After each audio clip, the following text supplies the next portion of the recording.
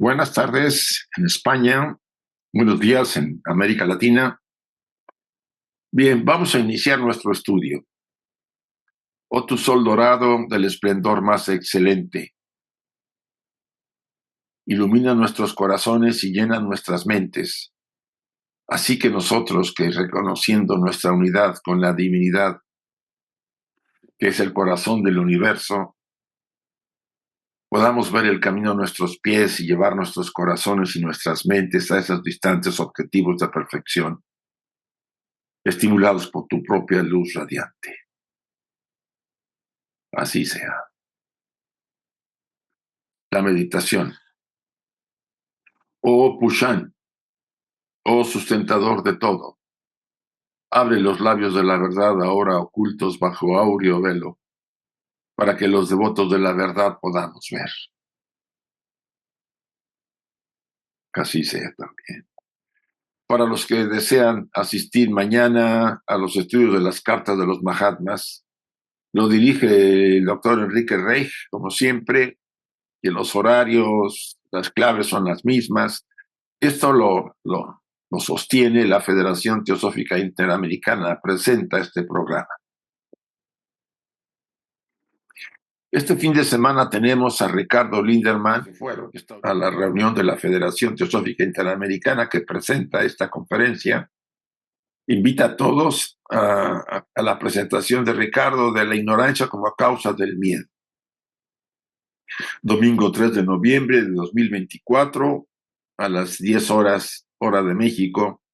Vamos a iniciar este párrafo, este nuevo tema que viene después de tantos diluvios, que se llama ¿Podían existir hombres hace 18 millones de años? Algo que a mí me interesa que ustedes tomen en cuenta en este tema, no es muy grande, ¿no? Dura esta sesión, la sesión que viene, las dos sesiones que vienen, ¿sí? Ya para la tercera sesión que yo presente, ya entramos a la estancia número 7 de antropogénesis. Y ya terminamos las 6 y entramos a las 7. Aquí HPV tiene una intención. No es muy grande la temática, ni muy... En algunas partes hay profundidad, pero realmente lo que ella es una alegación, hace alusión mucho a la ciencia y a la teología materialista, ¿no? Debate mucho con ellos, menciona muchas referencias, tanto hay a favor como en contra. Pero ya sabemos que la ciencia del siglo XIX pues estaba como estaba. Estaba muy limitada, es lo que tanto hemos alegado, ¿no? En 30 años la ciencia ha pasado de tener limitaciones muy grandes a la actual que parece que no hay límites, ¿sí? Y eso siempre es sospechoso. ¿Cómo es posible que en 30 años pasemos de una cosa a otra? O sea, hay mayores razones que no sabemos que han intervenido para que esto pueda ocurrir. Lo que quiero decirles, como lo anoté, es que la señora Blavatsky trata de comparar los hechos que menciona la doctrina oculta con lo que la ciencia alega de una manera u otra, a favor o en contra. Ahora sabemos que la ciencia está mucho más cerca de la enseñanza oculta, sorpresivamente, ¿no? Hay una sorpresa en nosotros, aunque todavía sigue una parte materialista que se niega, ¿no? A lo que no ven sus sentidos no existe. Y es lo que Blavatsky en algún momento mencionó, ¿no? Mientras los científicos asuman que solamente lo que dicen sus sentidos físicos, incluso la prolongación de las máquinas que han creado, pues nunca van a tener acceso a mayor conocimiento profundo de la naturaleza. Mucho se debate aquí también el tema del cuerpo astral, que es el que tiene que ver mucho con eso, y lo vamos a ver en el párrafo correspondiente. Entonces dice así este inicio. ¿Podían existir hombres hace 18 millones de años? A esto contesta el ocultismo con la afirmativa, a pesar de todas las objeciones científicas. Además, esta duración solo comprende al hombre Vaisvata Manu, es decir, a la entidad macho y hembra ya separada en sexos distintos. Estamos hablando ya todo el proceso del andrógino, de los hermafroditas, de todas las variantes sexuales, más hermafroditas masculinos que femeninos, más femeninos que masculinos, y al final, la separación a finales de la raza lemur de los sexos, y por eso de la quinta o sexta subraza, con el símbolo de Enoch, o Enosh, el hijo del hombre, ¿no? Ya así se le denomina, que fueron los primeros seres heterosexuales, se puede decir así como se manejan ahora. Pero bueno, esto lo vamos a ir viendo. Las dos razas y media que precedieron a este acontecimiento, o sea, la primera y segunda raza, hasta la mitad de la tercera, puede haber vivido hace 300 millones de años, según la ciencia puede decir, porque no existían entonces las dificultades geológicas y físicas que hoy se opondrían a la teoría para el hombre primitivo etéreo de las enseñanzas ocultas. Vuelvo a repetir este párrafo. Las dos razas y media, que sería la primera raza, la segunda la hiperbórea y la mitad de la tercera, o sea, hasta antes de la tercera subraza lemur, que precedieron a este acontecimiento, pues sí, lo de la separación, los sexos, etcétera, etcétera, pueden haber vivido hace 300 millones de años, según lo que la ciencia puede decir. Porque no existían entonces las dificultades geológicas y físicas que hoy se opondrían a la teoría. Para el hombre primitivo etéreo de las enseñanzas ocultas. Todo el resultado de la disputa entre la ciencia profana y la esotérica depende de la creencia, y aquí está el punto, de la demostración de la existencia de un cuerpo astral dentro del cuerpo físico, independiente del primero o del último. Este tema lo hemos tratado ya en las anteriores estancias, cuando los padres lunares, los Pitris Vaisvata, o Pitris lunares, haciendo una emanación de su propia naturaleza, de su propio cuerpo astral, emanaron una sombra de ese cuerpo, que fueron la parte que empezó a complementar a ese huevo áurico que estaba vacío, excepto que tenía la mónada en la parte superior, y en la parte inferior no había nada. Entonces, el cuerpo astral fue ubicado ahí para dar inicio a la estructura, a la construcción del individuo. La importancia del cuerpo astral es muy grande. Sin el cuerpo astral no pudiéramos haber tenido la experiencia material en estos planos, ni por supuesto la evolución de la mónada se hubiera podido dar. Entonces, la ciencia, al no tener las capacidades para poder percibir planos sutiles y energías sutiles, aunque la física cuántica parece que anda por ahí moviéndose, pero ¿hasta qué punto? La demostración de un cuerpo astral dentro del físico pues sigue siendo para la ciencia nula, y por lo mismo no puede compatibilizarse con la visión oculta. Repito el pasaje. Todo el resultado de la disputa entre las ciencias profana y esotérica depende de la creencia y de la demostración de la existencia de un cuerpo astral dentro del cuerpo físico, independiente el primero del último, por supuesto. El cuerpo astral sirvió como modelo al cuerpo físico, que después fue formado por los elementales, ¿no?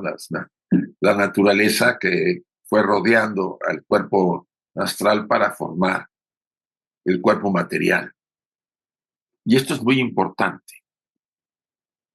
El bloqueo está en que la ciencia, a pesar de que ha dado pasos muy grandes en estos últimos años, sigue aferrada a las demostraciones de laboratorio, con elementos y con métodos muy primitivos desde el punto de vista de lo oculto, de lo esotérico, más bien de lo etéreo.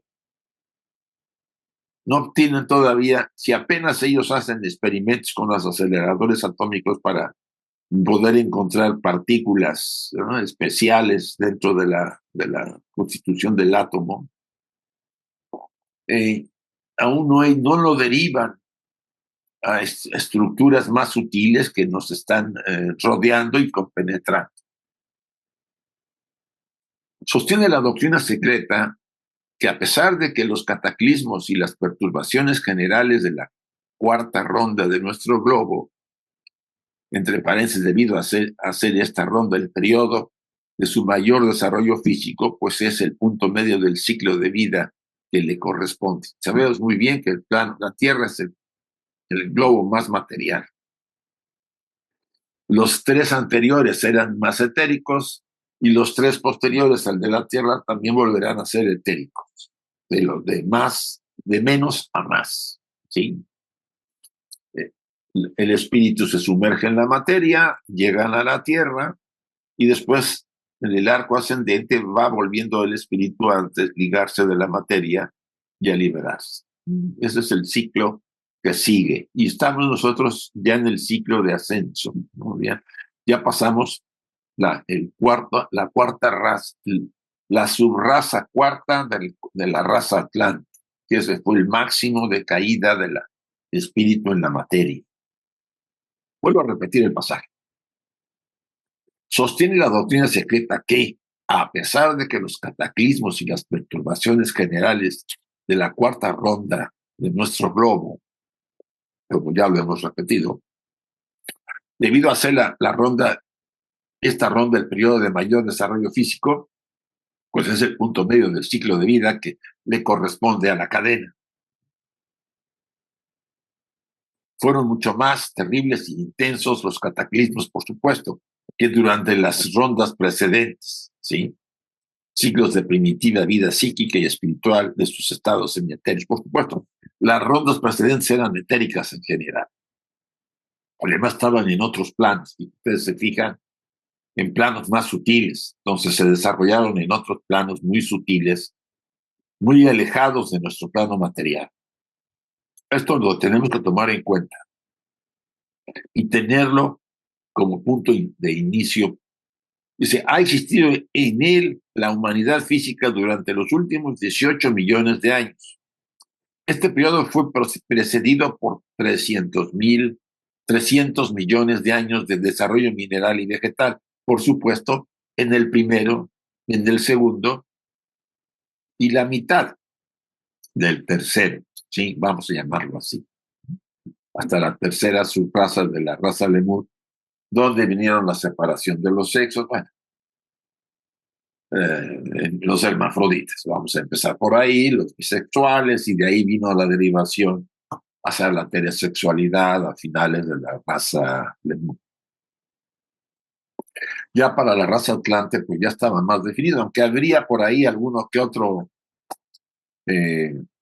hermafrodita, o que habrían algunos andróginos, pues, de lo que quedaba, los remanentes que quedaban, pues, pero no se podía de otra manera verlo, porque poco a poco va derivándose. Aunque la destrucción de la raza lemur, pues sí, trajo de la gran parte de la raza lemur, porque recuerden que la raza atlante empezó a surgir ahí a mediados de la raza lemur. Probablemente muchos atlantes pasaron por la etapa heterosexual, no, más bien hermafrodita. Y después, poco a poco, fueron heterosexuales al final y fueron los que fundaron después el inicio de la raza atlante. Pero estas cantidades son las que la ciencia tiene como sus dudas, ¿no? 18 millones de años para el hombre ya separado, ¿no? Que ahí lo determina el Manu Vaishmata, el hombre heterosexual que ya conocemos, que es la heterosexualidad. Y los 300 millones de años para la primera, segunda y mitad de la tercera subraza. O sea, las etapas etéricas, más que otro tema de discusión. Esto lo combatirán todos los que se niegan a admitir la teoría de un hombre sin huesos puramente etéreo, por supuesto. El tema de del ser etéreos, en realidad lo somos. Solamente este traje nos hace ver que seamos algo densos, pero la misma materia de este cuerpo es la misma energía más densificada, vibrando a una frecuencia mayor. Eso es lo que es aparentemente lo material. Es la misma energía que compenetra todo el universo, Akasha, si podemos llamarlo así, a una densidad mayor de vibración. Y eso es lo que nos hace a nosotros pensar que esto es denso, que la mesa es densa, que las paredes, que todo, pero es la misma energía. Es impresionante, ¿no? ¿Cómo puede los universos anteriores haber formado este concepto, esta idea, este modelo, este plan? A mí me impresiona. En realidad, no deja de llamar la atención la capacidad creativa de esta fuente. Es increíble. Los animales, las formas, ustedes ven todo alrededor. Parece que surgió por magia. No, no, no. Se ha llevado universos y universos y universos, ¿no? Llegar a modelos como este. Algunos han salido mucho mejor que otros, probablemente. Pero el que tenemos ahorita, a veces falla un poco algunas cosas, pero en realidad es lo mejor que tenemos porque ese es el karma que merece. Por eso esta parte de que la ciencia está dura y dura, que no admite un hombre sin huesos puramente etéreo. La ciencia que solo entiende de organismos físicos se indignará y más aún la teología materialista. Por supuesto, la teología materialista,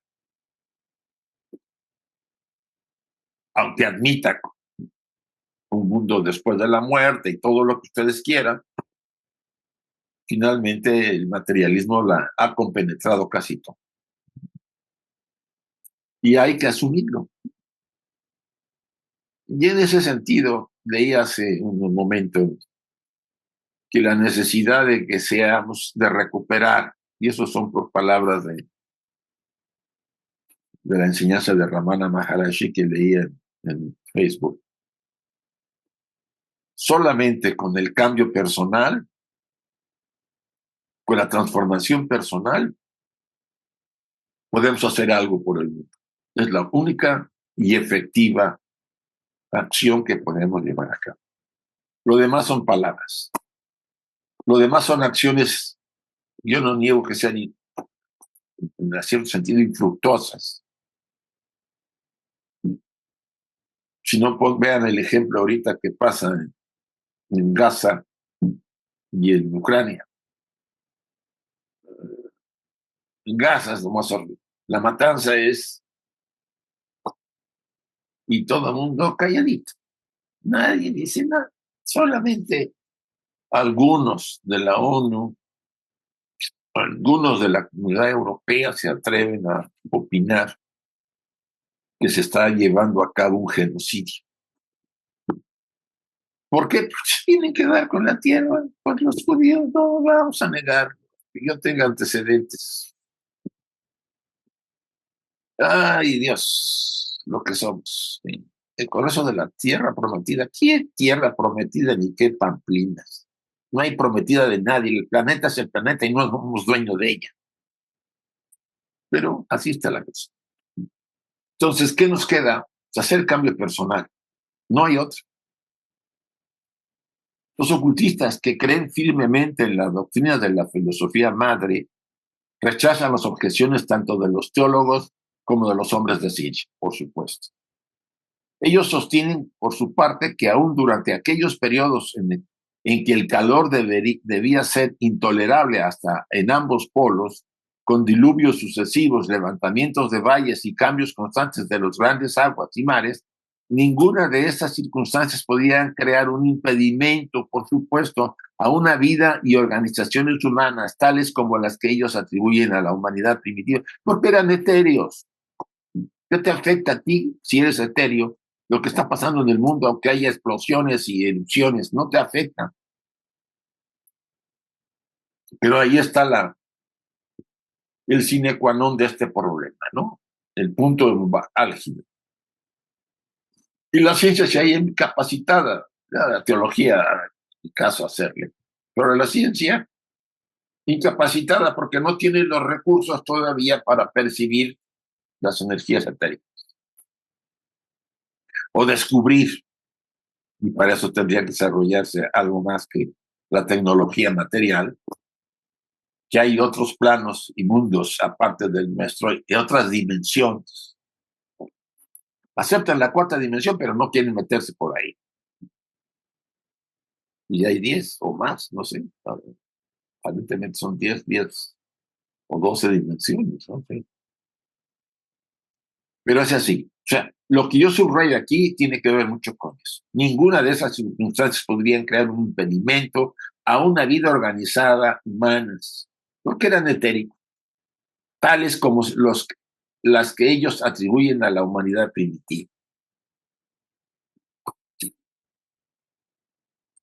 Ni la heterogeneidad de las regiones ambientes llenas de gases deleterios, ni los peligros de una corteza apenas consolidada podían impedir que apareciesen la primera y segunda razas aún durante el periodo carbonífero o siluriano, nombres que antes había. Ya nada impedía que ellos estuvieran ahí desarrollándose, porque no los afectaba, la Tierra estaba en consolidación.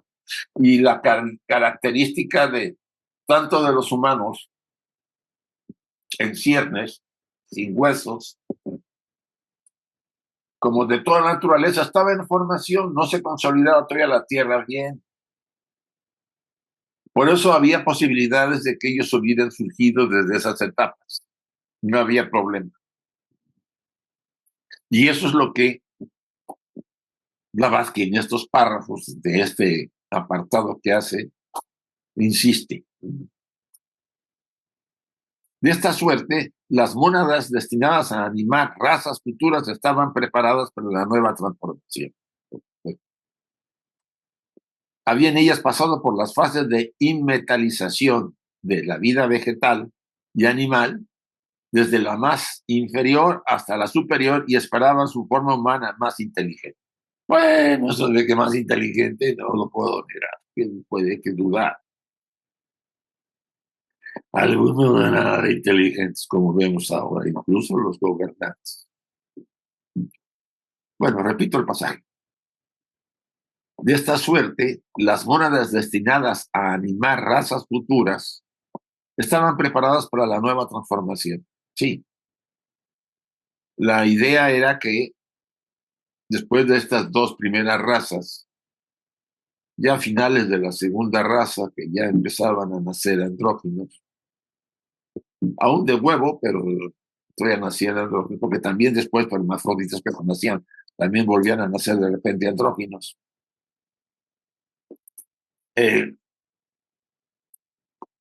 Hubiera la posibilidad ya de irse perfilando más al ser humano.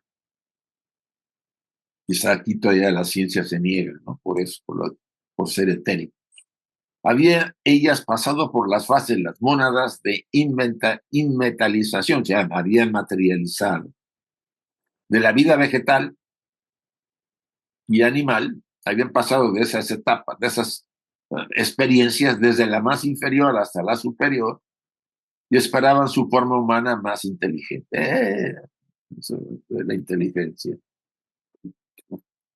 ¿Qué otra cosa podían hacer, sin embargo, los modeladores plásticos, sino seguir las leyes de la naturaleza evolucionaria? Siempre los que estuvieron ayudando a la formación del hombre, o los llamados modeladores plásticos, seguían las leyes y el ritmo de la de la naturaleza que está evolucionando. No podían acelerar la evolución del hombre y la naturaleza iba lenta. Tenía que ir en paralelo hasta donde se pudiera pensar. Porque ya estaba allí el alma latente en su mónada y solo necesitaba un ropaje más completo, ¿sí? No solamente físico. Recuerden que no estaba a los principios que después vinieron a mediados de la tercera raza alemana. No. Y eso es un punto que es necesario entender. La filosofía esotérica que enseña la generación espontánea después de que los shistas y prajapatis lanzaron el germen de la vida sobre la tierra, presenta a los ángeles inferiores como capaces de construir solamente al hombre físico. Bueno, los ángeles inferiores que dirigían, ¿no?, a los elementales para la formación del hombre material. ¿Sí? Eso sí, que así es. Volvamos a repetir el pasaje. La filosofía esotérica que enseña la generación espontánea después de que los shistas y prajapatis, ¿cuáles eran los shistas? Los que quedan después de que la ronda pasa a su estado nirvánico o a estado de pequeño pralaya, quedan ahí un grupo de seres muy desarrollados para facilitar la llegada nuevamente de la siguiente ronda a la vida, a la forma de vida. Y eso pasó desde la etapa mineral, vegetal, animal, humana, etcétera, etcétera. Complejo el modelo, ¿eh? La verdad que sí. Quien lo hizo no ha de haber dormido un año, porque ha de haber tenido la cabeza llena de cosas. Pero bueno, esos primeros que entraron y que se acuerdan que los aquí entran, los capaces de poder recibir la mente, amajada la mente, y después de ahí se empieza a plasmar todo. Pues responsabilidad la tenían muy grande, ¿no? De que el modelo tendría que transmitirse lo mejor que se pudiera. Ha habido fallitos ahí que salieron chuecos algunos, pero bueno, eso fue parte del proceso. No es perfecto. El universo está evolucionando y también evoluciona el modelo. Por eso de repente hay cosas como la de la octava esfera, que nadie la quiere, nadie quisiera perder todo lo que ha desarrollado, pero hay cosas que dicen, no, no puede ser, este cuate no puede seguir aquí, ¿no? Está echando a perder todo lo que la naturaleza está haciendo. Y la misma fuente divina desarrolló esa salida para aquellos que no son muchos, es lo bueno, que se les sacan por esa parte. Nada se pierde, vuelven a la fuente, supongo que son reciclados, absorbidas todas esas energías, suelta la conciencia. Pero ante el magno programa de este proyecto, eh, uno debe rendirse. Es increíble. Los shistas y prajapatis lanzaron el germen de la vida sobre la tierra. Presentan a los ángeles inferiores como capaces de construir solamente el hombre. Por supuesto, el hombre, los ángeles inferiores, y más o menos unos que andan por ahí, sí. Pero bueno, son los que están más cerca del plano material y están más directamente comprometidos. Pero así es la cosa. Aún con el auxilio de la naturaleza, después de haber desarrollado de sí mismos la forma etérea y de dejar que la forma física se desarrollase gradualmente de su modelo etéreo, o lo que se llamaría ahora modelo protoplasmático. La naturaleza es sabia y está guiada inteligentemente, aunque con los vaivenes, ¿no?, de la misma evolución. O sea, mucha gente piensa que todo es perfecto. Yo no voy a ni meterme a hacer berenjena. Hay fallos. ¿sí? En la estructura de la organización, pero no son fallos en sí como nosotros lo conocemos, sino son parte de esa evolución de perfeccionamiento. Se está perfeccionando todo y por supuesto tiene que, en algún momento hay elementos que no son, porque si ustedes ven cuando empieza la antropogénesis, hubo creaciones de seres y fueron desaparecidos. ¿Por qué será? Les fallaron a los creadores, a las jerarquías a los Dian Chohans o Dian Budas que estuvieron envueltos en ese tema, pues les falló ese tipo de seres y después pues los quitaron del plan. O la misma tierra con las ganas que tenía de tener humanos, pues también la metió